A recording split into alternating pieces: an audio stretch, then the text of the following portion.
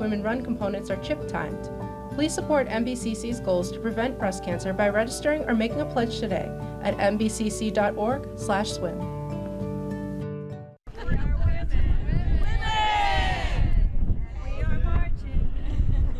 Ciao, Bella, ciao, Bella.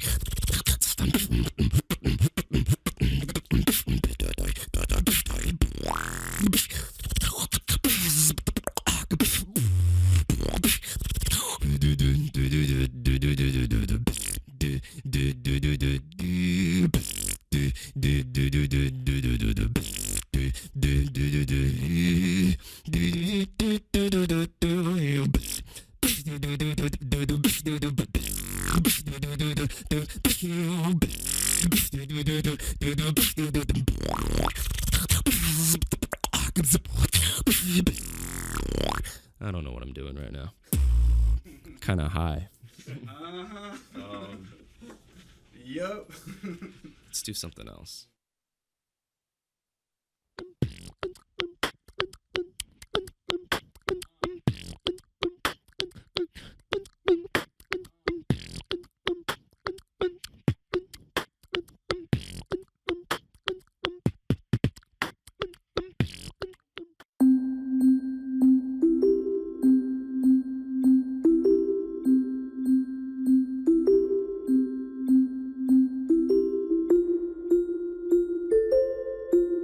Our history of our business, frequently women have been in the lead, and for us to even think in other terms just seems absurd. So as an employer, it doesn't even occur to us to think about it in any other way, but women deserve the same kind of pay for the same kind of work, given the same kind of qualifications.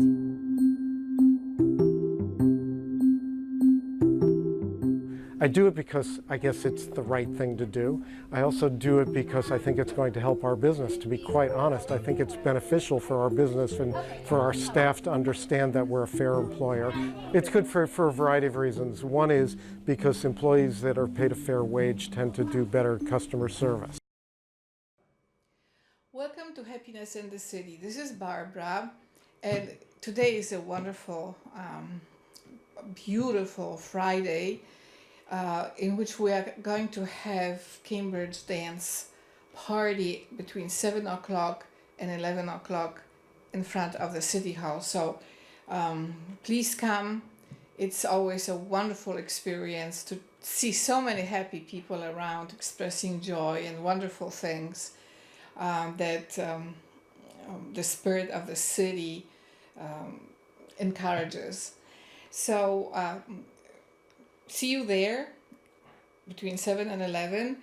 And now let's talk about today's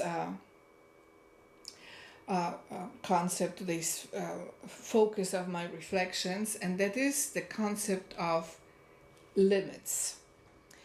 There is, of course, a very important concept of limit in mathematics.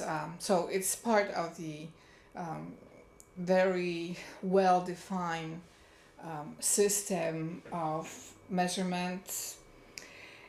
But what I want to talk about today about limits is in the context of social media and politics.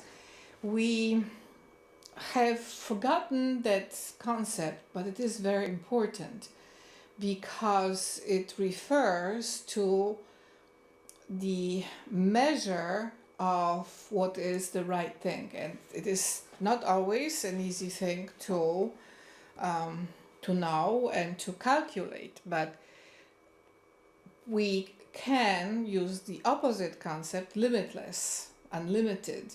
But the word unlimited makes no sense if we don't know what the concept of limits is. So we have to come back to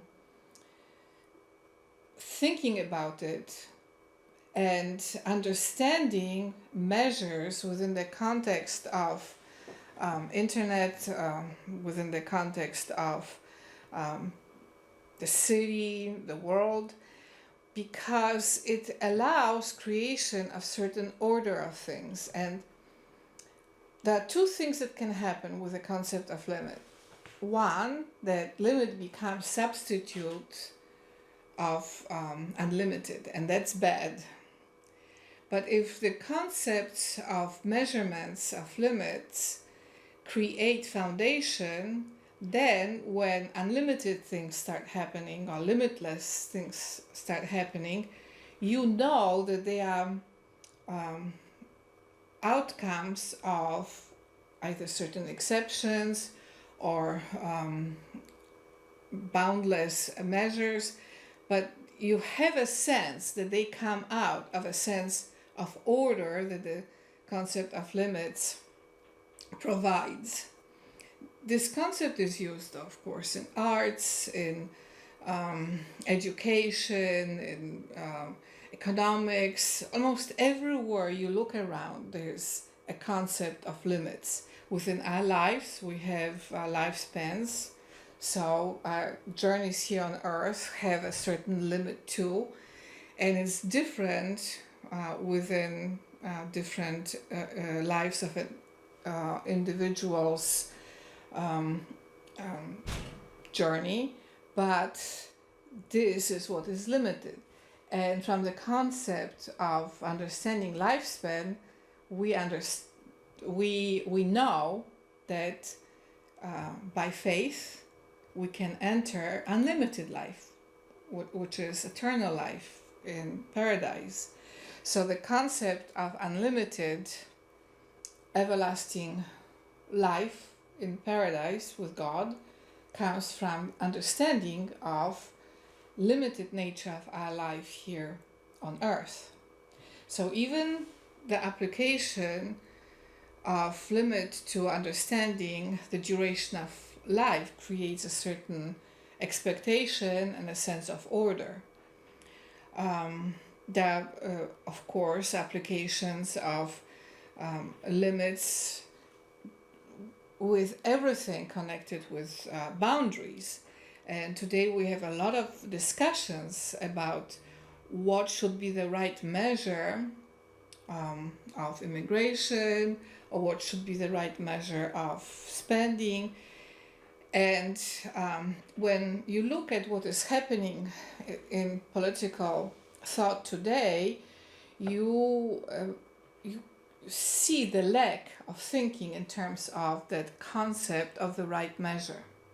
What is what should be the limit of certain things and what should be unlimited. The only exception really is telecommunications industry. They understand it very well because they have to calculate the telephone communications, internet communications as part of their business. So they have that concept.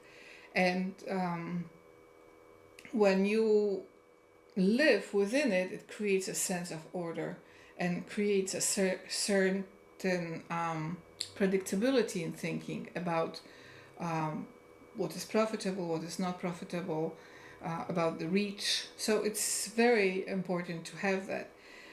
There are also this concept is used a lot in arts, in literature, media, music. This there's a certain sense of connection between the concept of limit and contents of something. For instance, when you have a book, has page 1 and then page, let's suppose, 500. So that is the limit of the content of the book. This concept is applied in architecture. When you start looking around, you see that the right measure of things is so prevalent and so present in almost every experience we have in our lives, and within almost every experience of our being.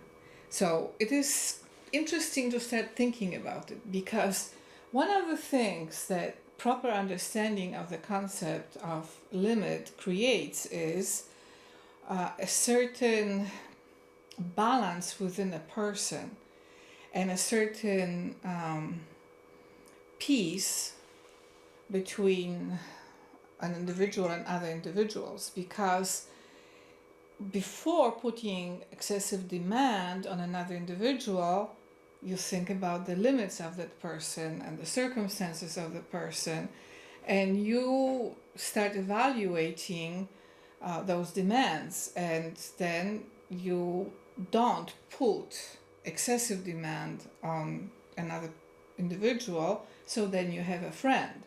Because one of the most painful experiences of modern life is excessive demands without limits. So the concept of unlimited demand is forced without any understanding of what the limits are of a certain business or country or institution, office, group of individuals, staff members in a business office, employees.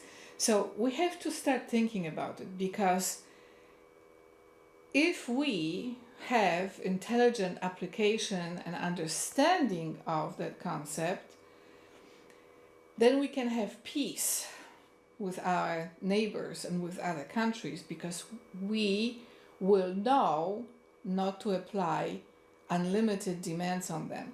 And that also is relevant for the system of justice, because the applications of certain demands in the system of justice became so heavy that they create more injustice than justice. The way to think about system of justice without understanding of the right measure of justice is very panicky, is producing a lot of anxiety. And that is one of the central problems in social disconnection today, is that people put claims on certain cases or certain situations that are happening in their lives, and those claims are without limit, unlimited. And that is not a good thing, because that creates such disorientation of social expectations that it is in danger of unsettling predictability of outcomes, and predictability and the right measure of outcomes within the context of justice is part of justice, should be part of justice.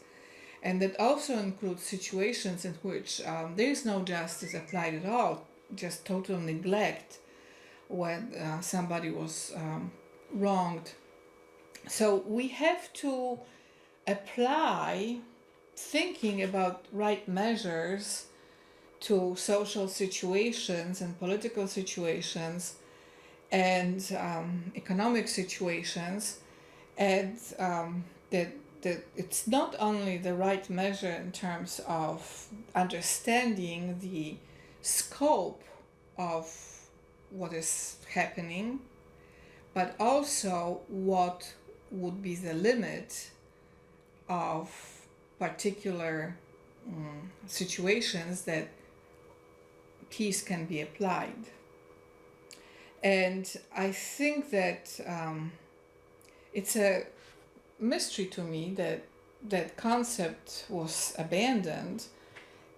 And now, instead of thinking about what is the right measure, what is the limit, what should be limited, what should be unlimited, we have this avalanche of demands without limit. And that is that's not producing peace. It produces a lot of fragmentation in society, and it's creating a situation in which people are beginning to lose loving connection to each other in conversations. I think that the fear that many people have in conversations today is that they will be cut out from communication, that they will be not considered as a person with certain opportunities of limited agreements or disagreements, discourses, but that the person would be cut off in an unlimited way. In other words, with no chance to return back ever to that conversation. We see that a lot in social media today, that lack of understanding of what should be creation of certain limits of communication, but with open doors and with open-ended ways to improve on them, to give people opportunities to amend certain things, to change the way they speak and behave. That would be the application of measures that creates openness and creates certain friendly expectation of presence. Because if a person or group of people are cut off and there's no limit to bring the group of people back, that creates a sense of disconnection and even I would say hurt that that person or group of people are not considered to be part of living society. In terms of our understanding of civil society, it is very important to have the application of the right measures while keeping the presence of people unlimited. Because today what is unlimited is banning of people, and that is not my way, that is not God's way, because we have so many examples in which God teaches us to be patient with each other. Sometimes a person's conversion to the right way doesn't happen till the last moment of the person's life, or it happens like with prodigal son. After all kinds of experiences, he comes back to his father's house and is accepted back. So he was not banned in an unlimited way. He was invited back to the family home. So I think that that's what we should be thinking, is about social connection to each other with limits of expectations and demands, and with unlimited presence. And that will create peace in the heart and will calm down anxieties, because many people want to be part of social communications, but some people don't have the right words, are not experienced in social communication, so they have to be treated in an educational way. I know people who had such limited vocabulary that some of the first posts were very vulgar or very strange. But then, as they were reading other people's contributions, they got interested in verbal communication. Their speech developed and became more sophisticated. They just had grasp of more words. So one of the problems today is that some people expect another person in communication to have that unlimited grasp of vocabulary, sentence structure, communication, expressions. But when you look at reality of everyday life, many people can barely articulate what has been happening to them.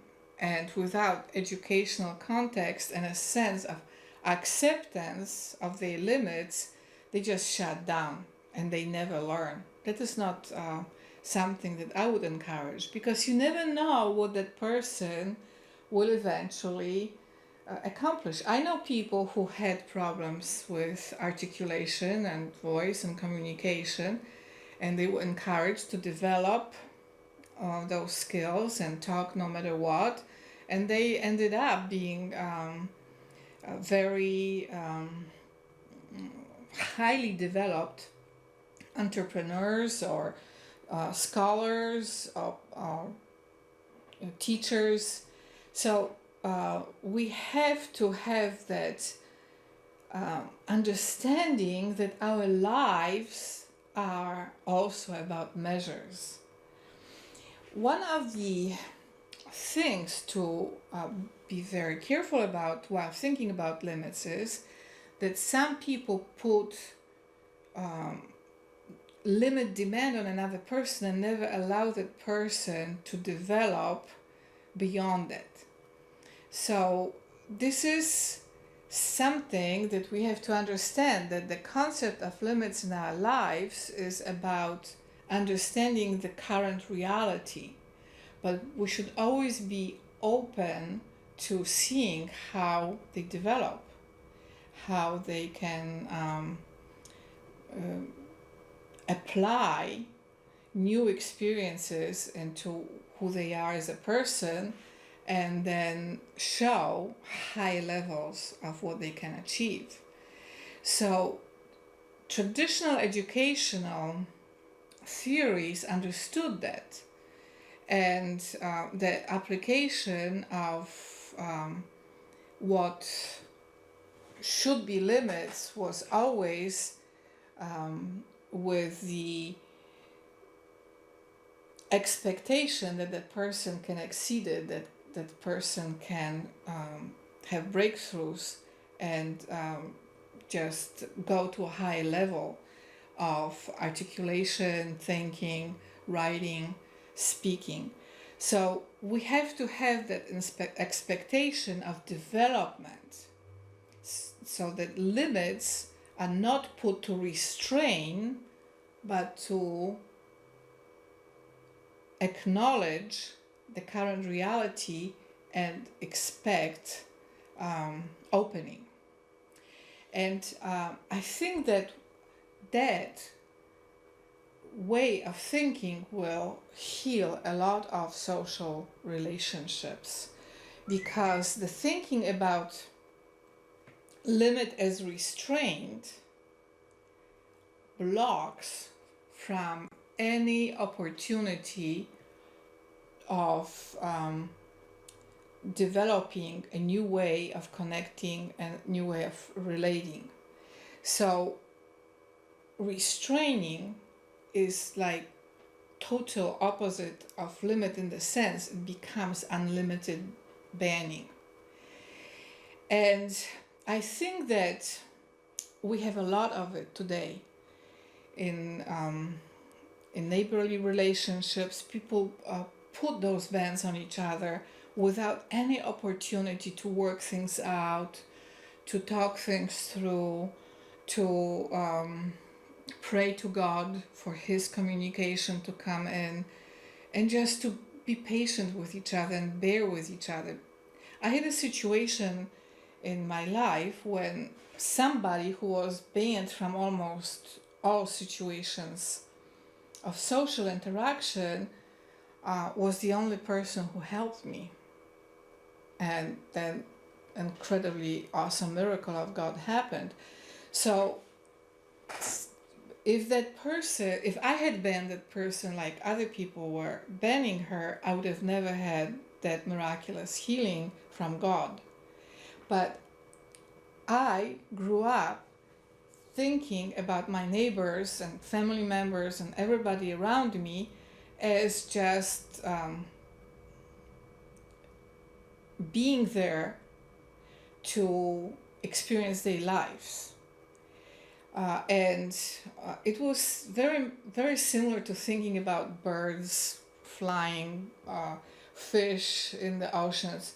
We grew up thinking that our neighbors, people around, are just there, and we have to create certain interactions between us that understand our limits, but also that do not restrain the presence of our neighbors. And I like that way because it creates calm and peace and tranquility.